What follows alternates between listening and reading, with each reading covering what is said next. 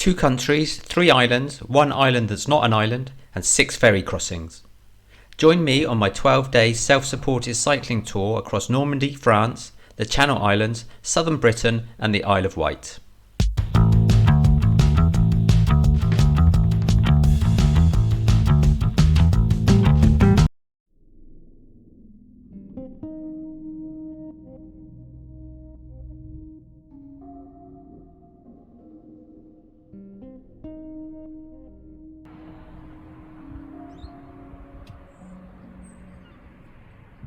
Caen is a city rich in history and a must-stop visit on any cycling tour of Normandy. Known as the home of William the Conqueror, this medieval city boasts incredible landmarks like the Château de Caen, built by William in the 11th century, and the Abbey aux Hommes where he is buried. As you cycle through, you'll be struck by the blend of old and new. Winding cobblestone streets leads to bustling markets, while modern cafes sit beside historic buildings. Leaving Caen behind me, I passed through Tilleul and came across a war cemetery, where 990 Commonwealth soldiers from the Normandy campaign are laid to rest. It was a solemn reminder of the fierce battles fought here after D-Day. I continued my journey west under perfect blue skies and crossed the rebuilt St Malo Bridge, taking me over the Vire River. The original bridge was destroyed during World War II, and its strategic importance made it a key objective for Allied forces. After 4 hours of pedalling, I finished the first day in Carentan.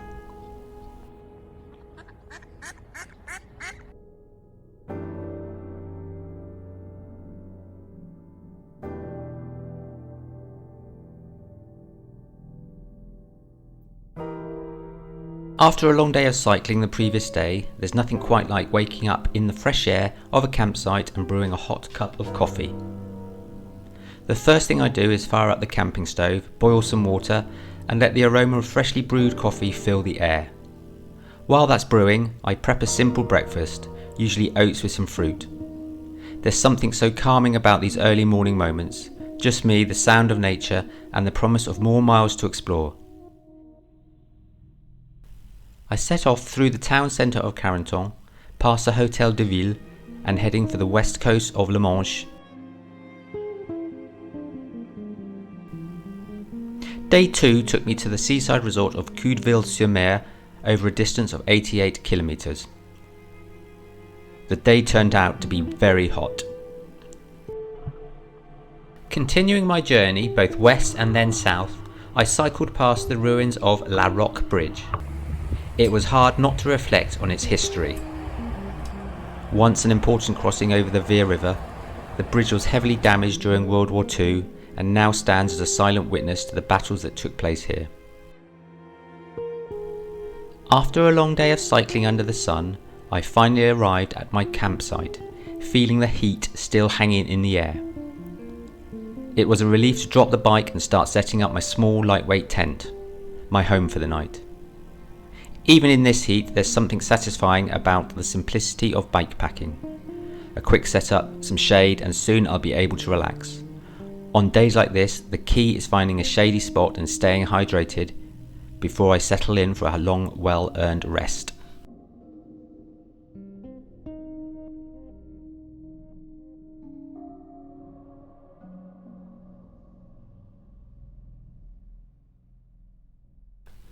Day 3 took me along the west coast past the base of Avranches, past Mont Saint-Michel to the town of Cherrieux, over 88 kilometres. The weather today could not have been any different than yesterday's heat, with a sea mist coming in just as I set off.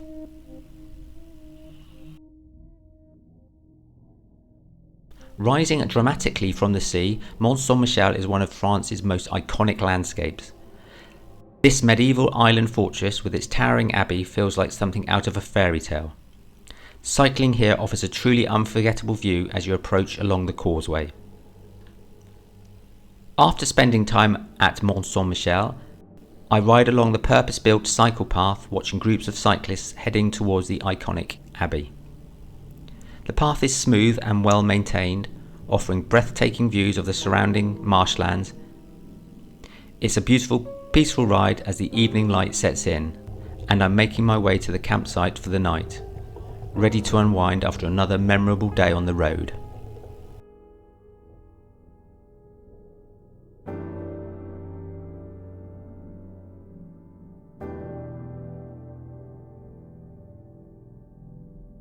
Today's cycle ride was 62 kilometres with a detour to the local decathlon to buy a bigger tent, and then to the post office to send my old tent back to Caen. Cycling through the Bay of Michel is an unforgettable experience. The open landscape stretches out before me with the famous abbey rising majestically in the distance. The sea breeze, the sound of birds and the ever-changing lights across the bay is supported by a smooth mixed-use path with sweeping views of the sea on one side and rolling farmland and small villages on the other.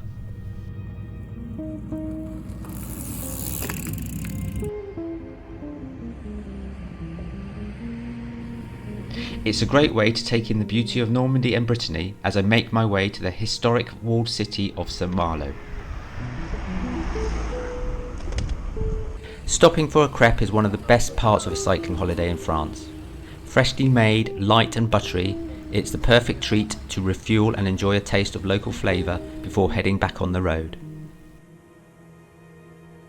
St Malo was a haven for French privateers in the 17th century, defending against invaders and making fortunes on the high seas. During the Second World War, it was heavily destroyed by Allied bombers, but thankfully it was carefully rebuilt, keeping its charm and historic feel. After an amazing ride through the French countryside, it's time to load my bike onto the ferry in St Malo and head to Jersey. The process is quick and easy, and soon my bike is secured for the journey across the channel. It's the perfect chance to relax, enjoy the sea views and get ready for the next leg of my bikepacking adventure on the island. Arriving in Jersey, the first island of my 3-island tour, I'm excited to unload my bike and hit the road. Stepping off the ferry, I can already feel the island's unique charm. The adventure starts here, with Jersey's scenic coastal routes and quiet lanes waiting to be explored.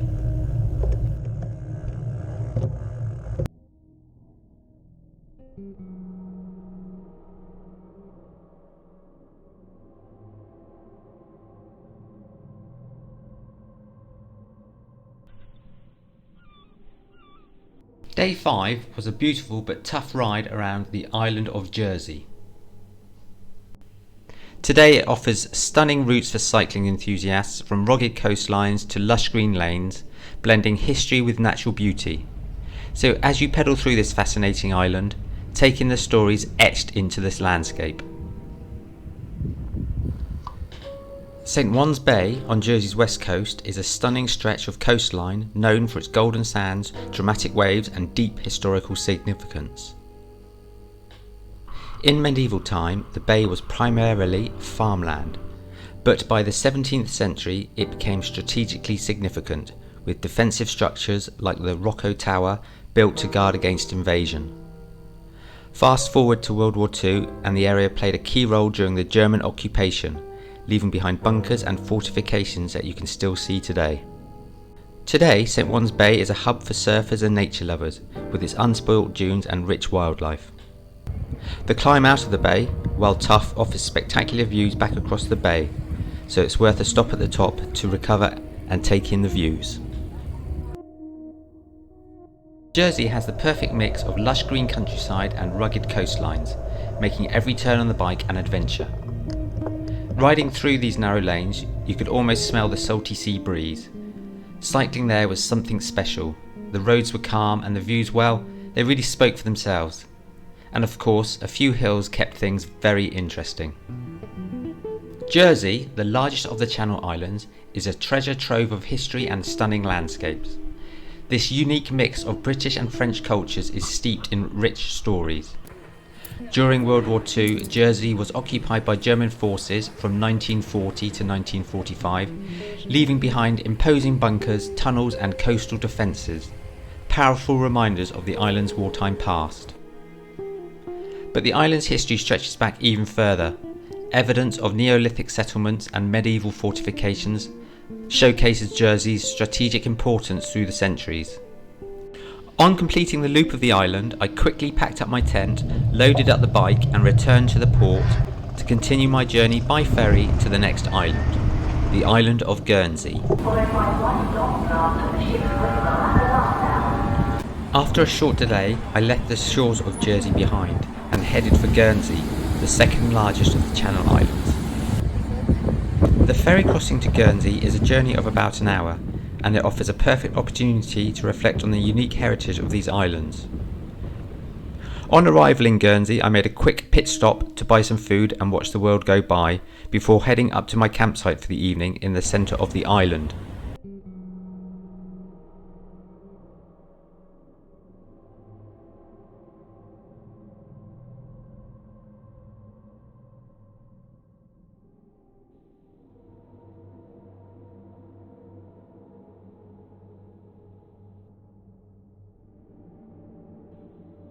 Guernsey, the second largest of the Channel Islands, is packed with history and charm. Like its neighbour Jersey, Guernsey was occupied by German forces during World War II between 1940 and 1945. The island still bears the marks of this period, with fortifications, bunkers and the haunting underground hospital, all reminders of its pivotal role in wartime defence. Like Jersey, Guernsey's history runs a lot deeper. Its coastline is dotted with prehistoric dolmens, and Castle Cornet, guarding St Peter's Port, has stood for centuries, witnessing countless maritime battles. The island was also home to Victor Hugo, who wrote Les Miserables during his exiles here.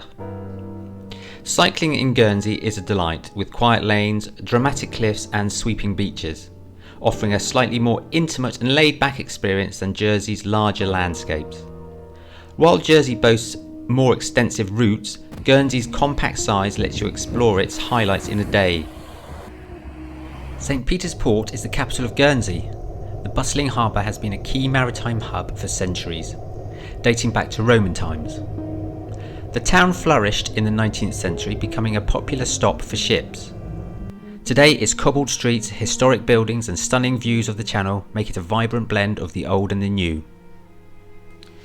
My cycling tour took a dramatic turn as I left Guernsey and braved the elements on the ferry to Poole.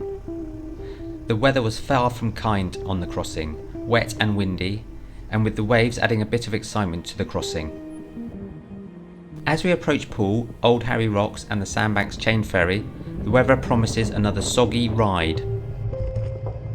We arrived at Poole Harbour, and after passing through security I headed along Poole Quay with a stop for some fish and chips. I was hoping for better weather for tomorrow's ride to the Purbecks.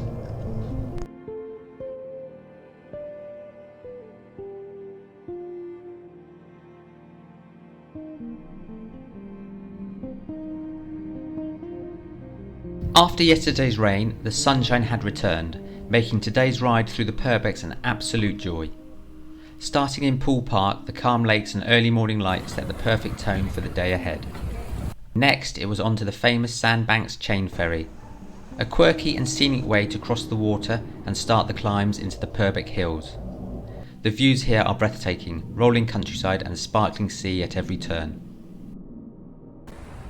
Of course, no visit to the Purbecks is complete without stopping by Corfe Castle. Standing proudly amidst the lush green landscape is a slice of history that never fails to impress. After all that pedalling, it was time for a well-deserved break. Coffee and cake tastes even better in the sunshine. After my pit stop, I headed for the picturesque seaside town of Swanage. Once a small fishing village, Swanage grew in prominence during the Victorian era as a popular holiday destination. The Sandbanks chain ferry, officially named the Bramblebush Bay Ferry, is an iconic part of the Dorset coastline. Linking Sandbanks to Studland across the entrance to Poole Harbour, the ferry travels a distance of 370 metres, but it saves a road journey of over 40 kilometres, making it an efficient and scenic route for drivers, cyclists and pedestrians alike. The crossing itself takes only a few minutes, but it offers stunning views of one of the world's largest natural harbours and the beautiful beaches of Studland Bay.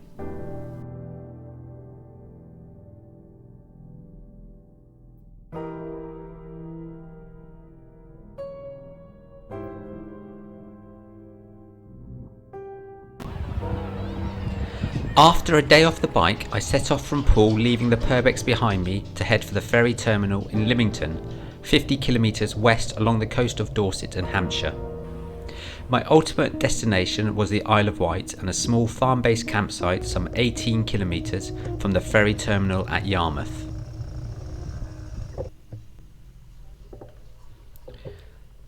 It was another scorching day, and after a couple of hours of riding I arrived at the Isle of Wight ferry terminal in Lymington. This would be my 6th ferry crossing of the trip, over a distance of 5 kilometres. The Lymington to Yarmouth ferry crossing, operated by Whitelink, takes about 40 minutes and connects the market town of Lymington to the charming harbour village of Yarmouth on the Isle of Wight.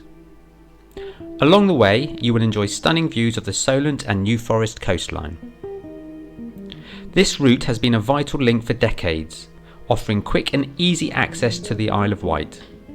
Ferries have operated here since the 19th century, evolving from steam-powered vessels to today's modern fleet.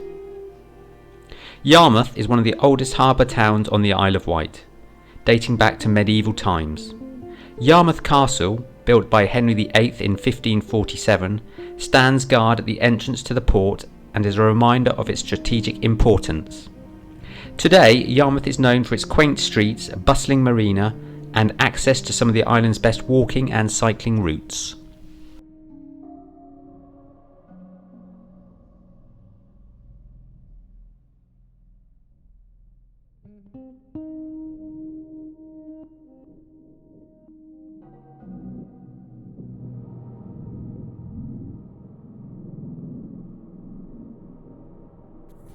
Waking up on the rough and ready farm campsite was a real delight. Before breakfast, I took a stroll around the farm and checked out the various farm animals. In addition, the owner of the farm brought over some fresh eggs for me to cook for breakfast. I decided to boil them, much to the intrigue of the free-roaming chickens. After a good breakfast and a couple of cups of freshly brewed coffee, it was time to head off on today's cycling ride. Day 9 of my cycle tour was a 100-kilometre loop around the coast of the Isle of Wight. But first I had to return to Yarmouth, one of the island's oldest towns, to meet an old friend who was going to join me for the day. The island, just off England's south coast, is rich in history.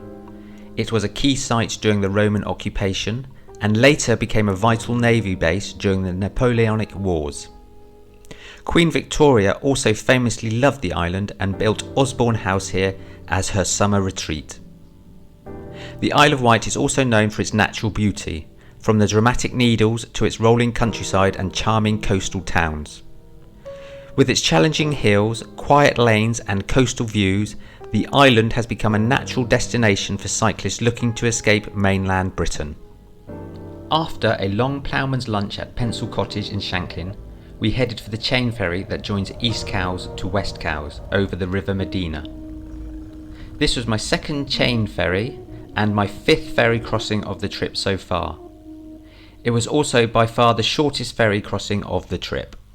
After saying goodbye to my friend, I headed back to the campsite to recover for what would be the longest day on the bike to Newhaven in East Sussex.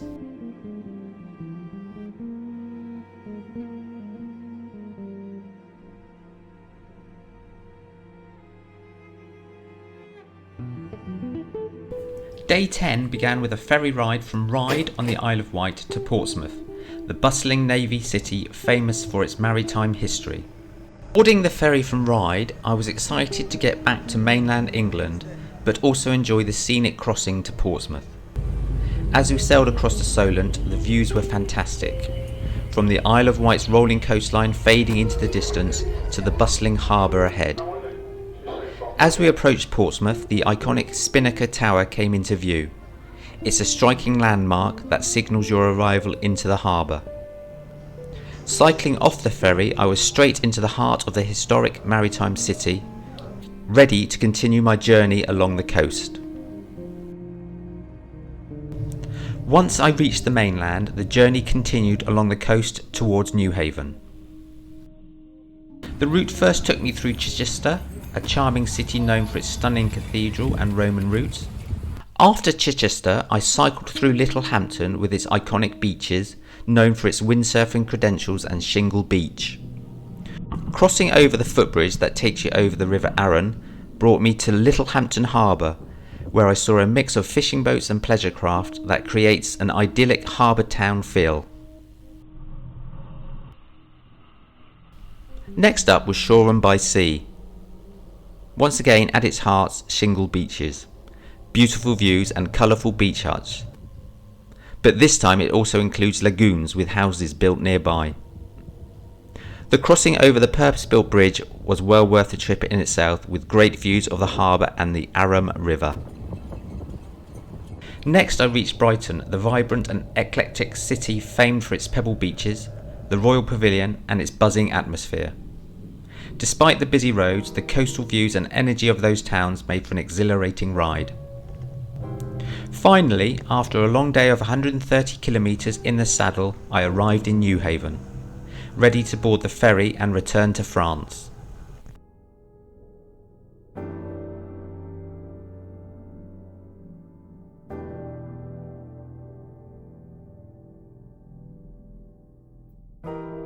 After a really bad night's sleep of about 4 hours, the ferry docked at Dieppe's ferry terminal. It was still dark and I was tired, and I was not relishing the 100-kilometre ride that I had set myself for today, especially as I knew it was over the rolling French countryside of the northern coast. Today I was essentially following the Velomaritime route that took me along the scenic, undulating lanes before dipping down to coastal towns such as Coudeville, Cherrieux and Fécamp.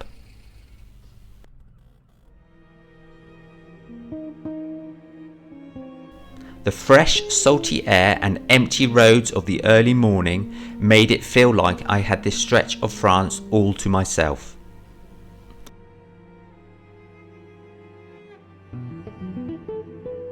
I approached Fécamp from the east, and the start of this town is marked by the impressive wind turbine standing tall against the horizon. As I moved closer to the town, known for its fishing heritage and dramatic cliffs, the scenery changed, with the town's rooftops and harbours coming into view.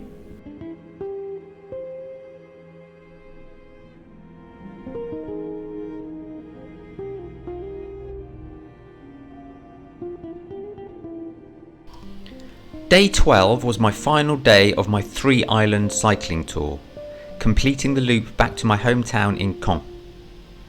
Today's ride started in the Normandy countryside before cycling through the big city docklands of Le Havre, and then the opposing Pont de Normandie that crosses the River Seine. I have recorded a separate video documenting my ride over the Pont de Normandie that you can watch here. If you enjoyed this content, please give the video a thumbs up and leave a comment below, letting me know your thoughts. In addition, to help the channel grow, I would really appreciate it if you could follow the channel and also check out my website in the link. Once over the Pont de Normandie, I stopped in the historic town of Honfleur for lunch and to watch the world go by. Honfleur, a charming port town on the Seine estuary in Normandy, boasts a rich maritime history and stunning architecture. After lunch, I continued to follow the Velomaritime through the seaside resorts of Trouville-sur-Mer, Blainville-sur-Mer and Olga before turning off to head for Pegasus Bridge. Before I reached Pegasus Bridge, I cycled through the Salnel Nature Reserve. This protected area is part of the larger Orne Estuary Reserve and features salt marshes, mudflats and reed beds.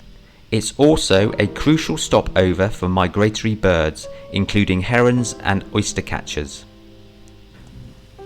Pegasus Bridge played a critical role in the D-Day landings on June 6, 1944. Captured in a daring glider assault just after midnight by British airborne troops of the 6th Airborne Division, it secured a vital crossing over the Caen Canal. Once I had crossed Pegasus Bridge, all that was left was the 8-kilometre ride back to my house. Thanks for watching and happy cycling!